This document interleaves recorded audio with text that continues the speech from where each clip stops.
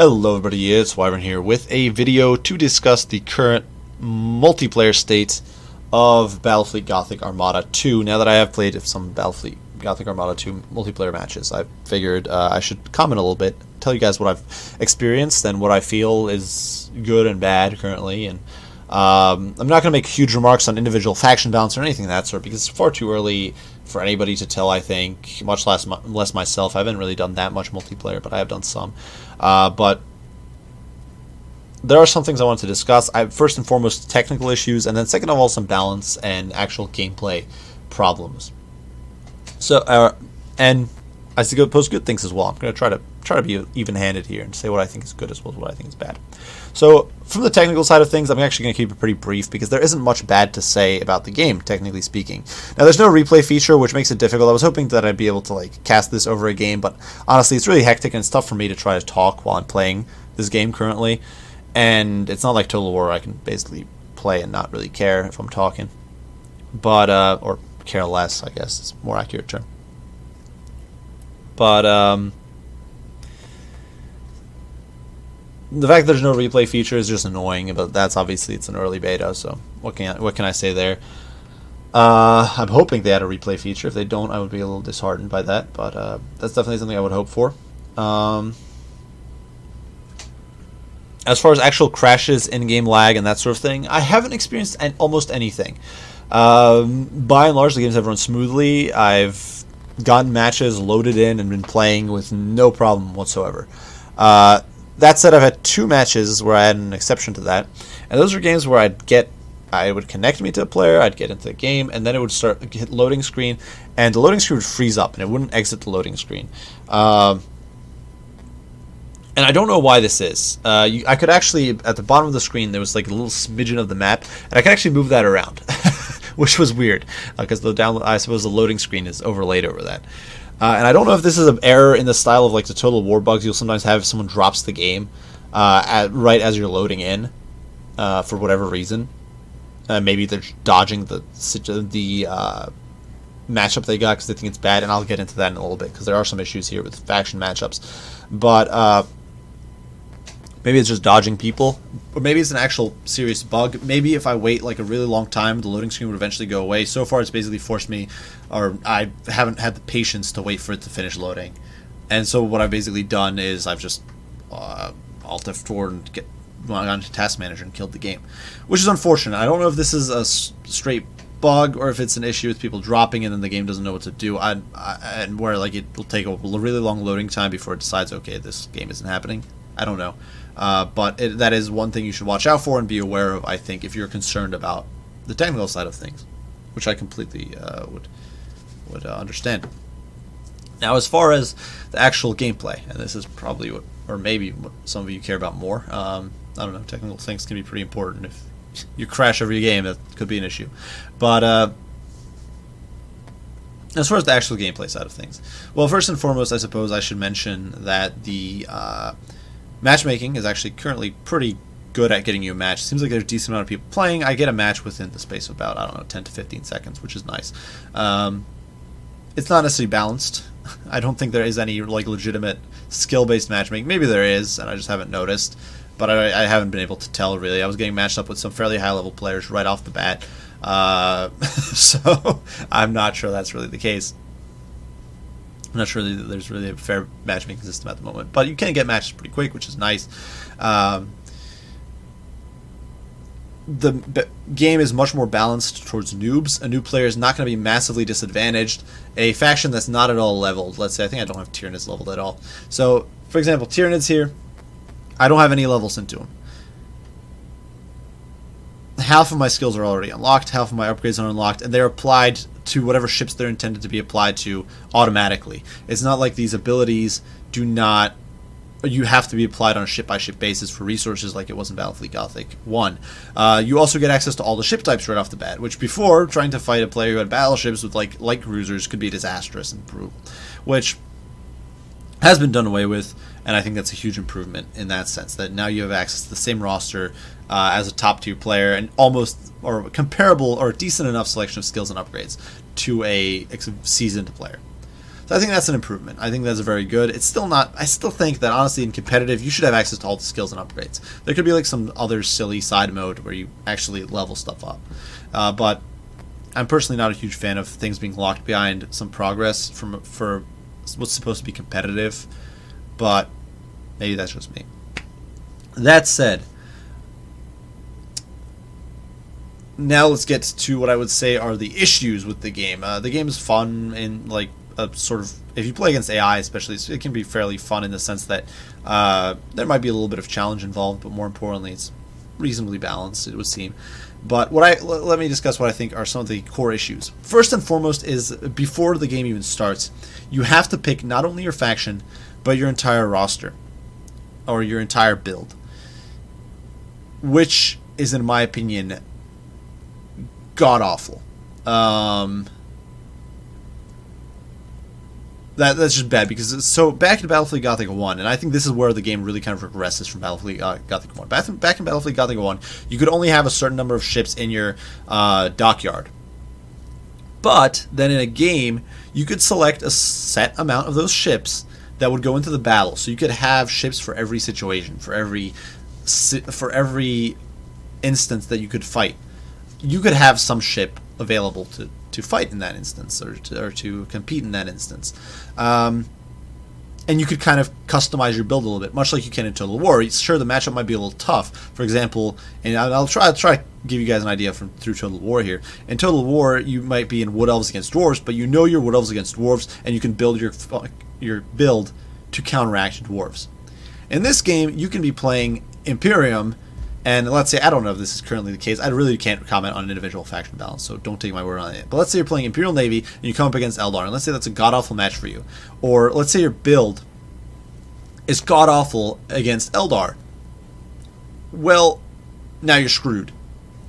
And there's nothing you can do about it. You've essentially have a comp loss where you didn't even get a chance to skillfully pick out a fleet. Now, maybe what this has resulted in has been, in my experience, and literally this happened to me almost every, actually, to be honest, I think this might have been like almost every, because there were some more balanced builds I ran into, but at least 3/4, I would say, of the builds I ran into in multiplayer were gimmicky, all-in builds of one sort or another, which quite frankly makes for god-awful gameplay and is incredibly unfun.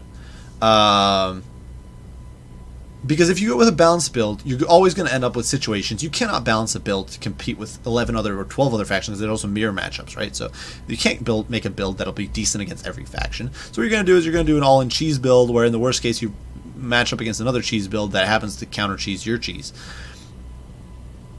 This is just a mess.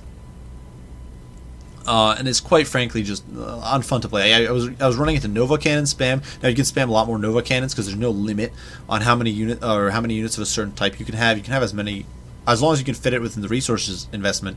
You can spam however much of it you want.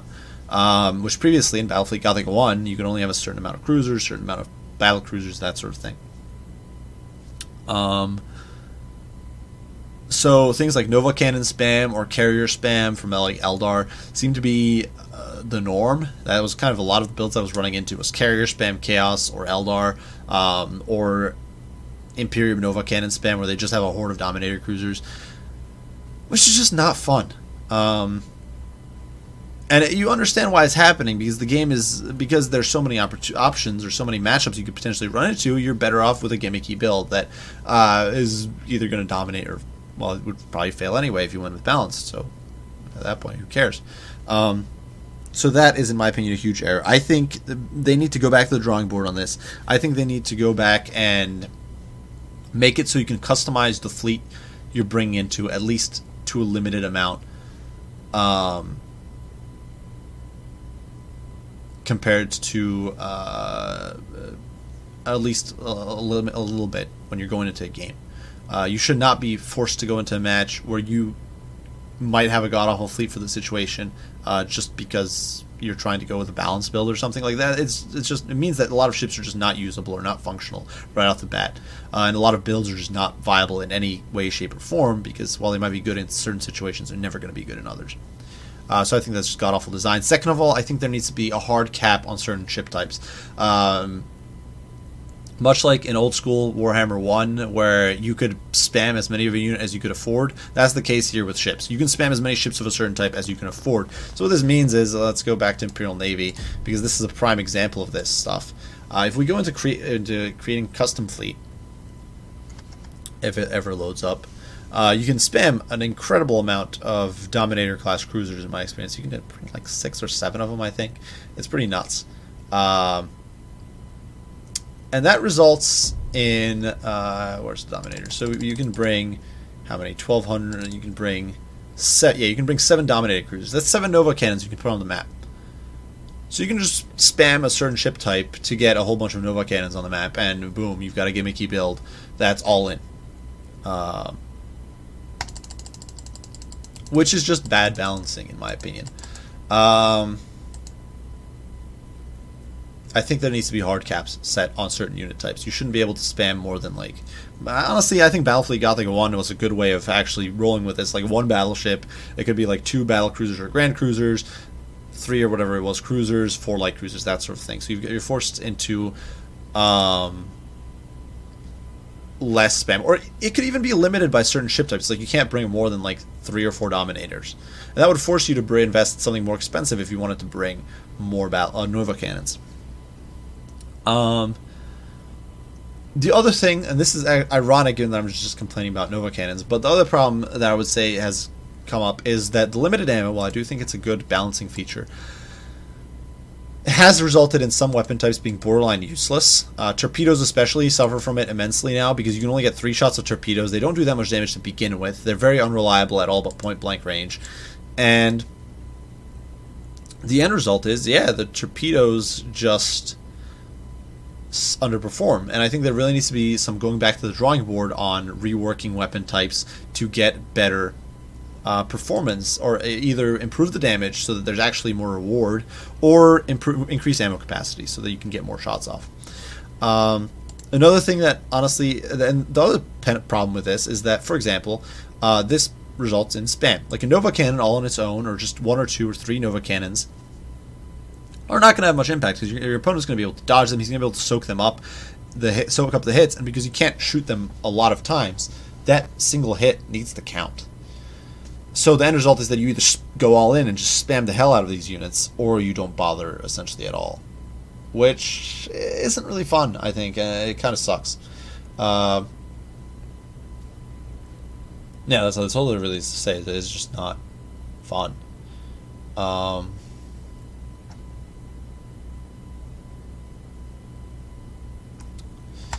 As far as other complaints go, I'm not sure I really have too many other complaints. The one other complaint I would say I've had, and I don't know if this is just me issue, but it seems that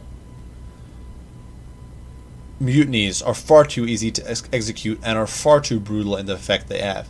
You'll often have a mutiny occur, and then I don't know why you're just not allowed to execute the mutineers. So you just immediately lose the ship. And you can't execute the mutineers. You can't perform the rally function, so the ship just routes off. And you might have like a 3/4 health battleship, and it just routes off the battlefield. And sure, there's leadership mechanics, and I think there does need to. I do think that it's important to have that thing there. I think it's a good idea, but I think there needs to be more counterplay against mutinies, and not just the situation where I think Space Marines are completely immune to mutinies. Everyone else can potentially get completely screwed by them, and you can just have chain mutinies that you have no control over. It would seem you can't affect an execution, you can't affect a rally skill in many cases after the mutiny's taken place, which I'm pretty sure is how that's supposed to work.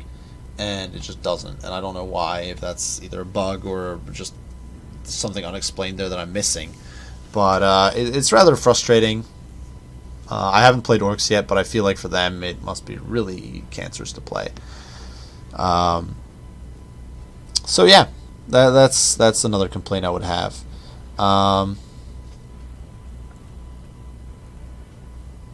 So basically right now, and I'll try to wrap this up a little bit here. What I have to say for the game is the game, it looks cool against AI where you can set up the match you're getting into. It's a lot of fun. Given that it's against AI, obviously there's not the greatest amount of challenge or whatever involved, but all things considered, for an AI, it's fun. Honestly, it's much better fun than Total War, at least for me right now. Maybe it's just because I'm terrible at the game, so I'm getting there. But the game against AI is a lot more fun. The game is relatively bug-free, as far as I've experienced, and so that's all good stuff, and hopefully the campaign is good.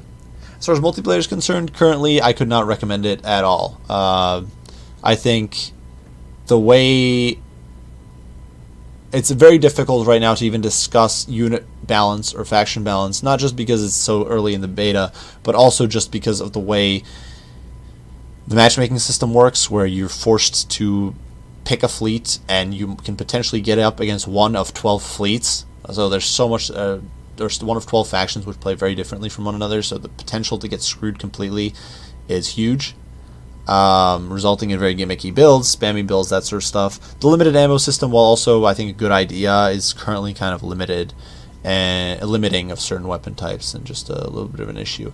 And finally, the morale system I just think is a bit wonky, and I think it's not really working as intended, or it's a little more punishing than it should be. But before it was pretty punishing in Battlefield Gothic 1, don't get me wrong, but it's right now it just feels absolutely brutal sometimes, where you have like battleships routing for apparently no reason. Like at least in Total War Warhammer, you know why your units are routing. You know your guys are routing because they just got rear charged by a Terrorgeist. But as far as I've been able to tell from just looking at the game, reading descriptions on weapon types and ability types, I haven't really been able to determine why exactly sometimes your ship completely snaps and flees.